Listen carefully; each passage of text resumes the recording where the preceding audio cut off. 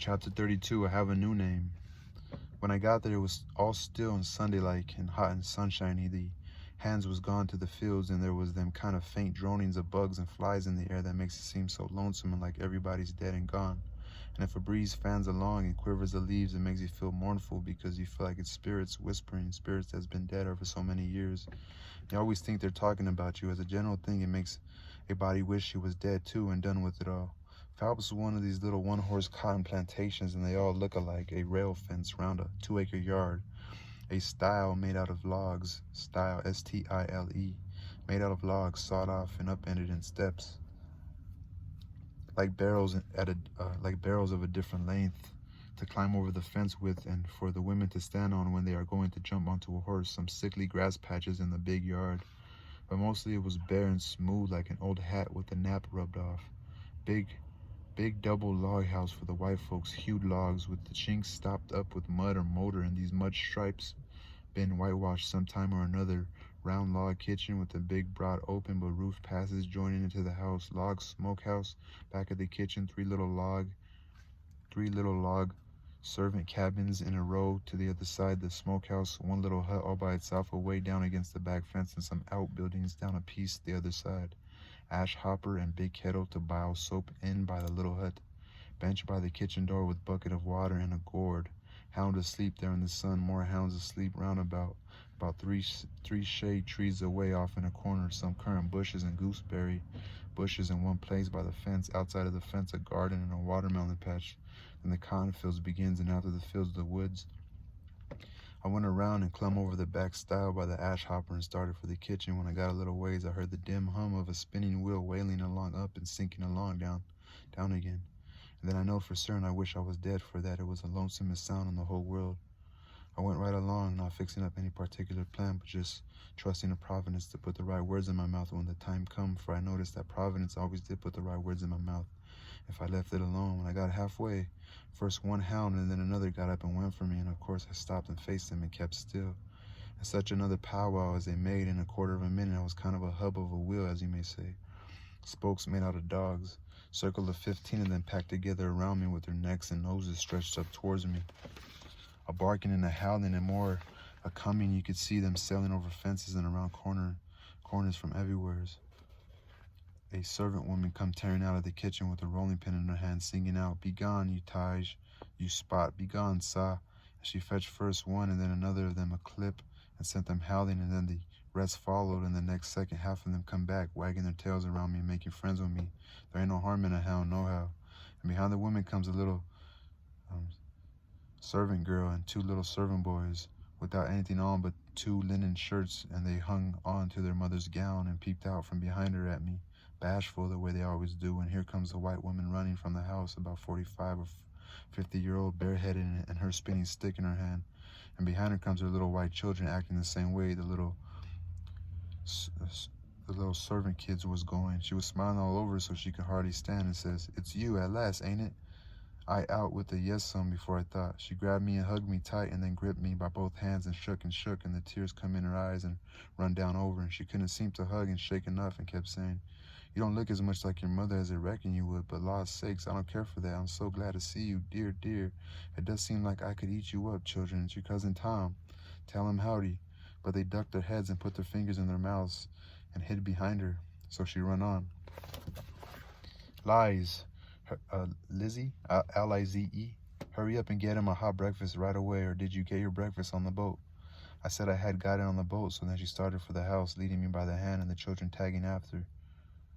When we got there, she set me down in a split-bottom chair and set herself down on a little low stool in front of me, holding both of my hands, and says, "Now I can have a good look at you."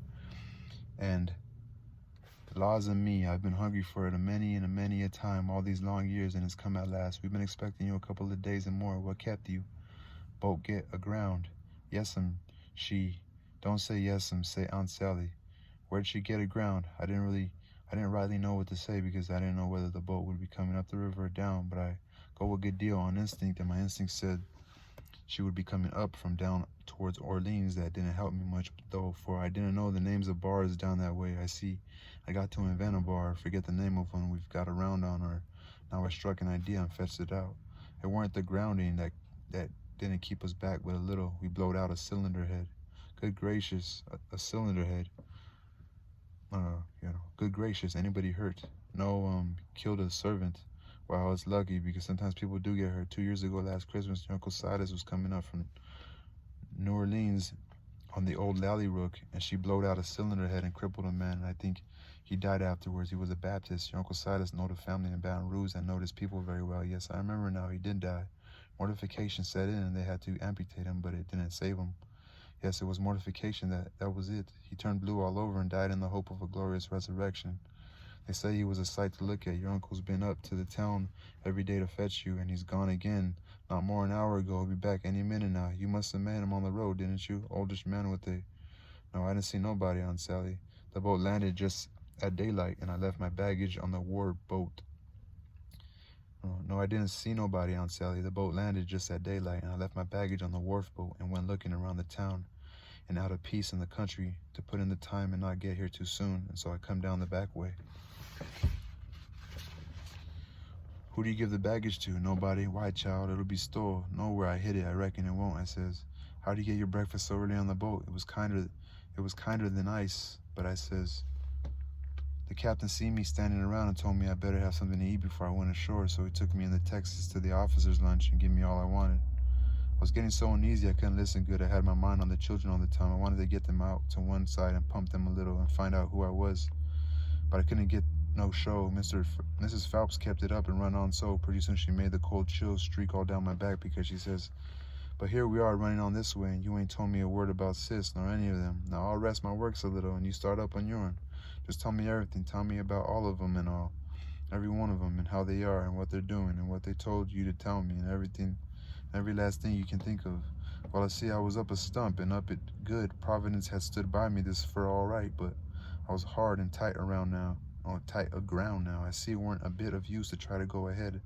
I got to throw up my hand, so I says to myself, here's another place where I got to risk the truth. I opened my mouth to begin, but she grabbed me and hustled me in behind the bed and says, here he comes. Stick your head down lower there. That'll do. You can't be seen now. Don't you let on you're here. I'll play a joke on them children. Don't you say a word. I see I was in a fix now, but it weren't no use to worry. There weren't nothing to do but just hold still and try and be ready to stand from under when the lightning struck. I had just one little glimpse of the old gentleman when he come in. Then the bed hit him. Mrs. Phelps, she jumps for him and says, has he come? No, says her husband. Goodness gracious, she says, what in the world can have become of him? I can't imagine, says the old gentleman. I must say it makes me dreadful uneasy. Uneasy, she says. I'm ready to go distracted. He must have come and you've missed him along the road. I know it's so. Something tells me so. Why, Sally? I couldn't miss him along the road. You know that. But oh, dear, dear, what will sis say? He must have come. You must have missed him. Oh, don't distress me anymore, and I'm already distressed. I don't know what in the world to make of it. I'm at my wit's end, and I don't mind acknowledging it. I'm right down scared, but there's no hope that he's come, for he couldn't come, and me miss him. Sally, it's terrible, just terrible. Something's happened to the boat, sure. Why, Silas, look yonder, up the road. Ain't that somebody coming?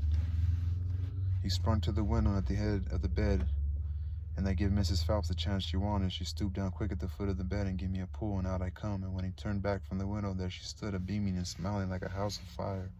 And I standing pretty meek and sweaty alongside. The old gentleman stared and says, why, who's that? What do you reckon 'tis is? I ain't no idea who it is. It's Tom Sawyer. By jings, I most slumped through the floor, but there weren't no time to swap knives. The old man grabbed me by the hand and shook and kept on shaking, and all the time how the woman did dance around and laugh and cry, and then how they both did fire off questions about Sid and Mary and the rest of the tribe. But if they was joyful, it wasn't nothing to what I was, for it was like being born again. I was so glad to find out who I was while they froze to me for 2 hours, and at last, when my chin was so tired it couldn't hardly go anymore, I had told them more about my family, I mean the Sawyer family, that never happened to any 6 Sawyer families. And I explained all about how we blowed out a cylinder head at the mouth of the White River, and it took us 3 days to fix it, which was all right, and it worked first rate because they didn't know but what it would take 3 days to fix it. Because they didn't know but what it would take 3 days to fix it. If I'd have called it a bolt head, it would have done just as well.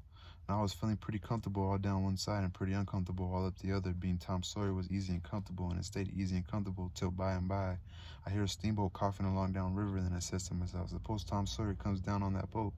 Suppose he steps in here any minute and sings out my name before I can throw him a wink to keep quiet.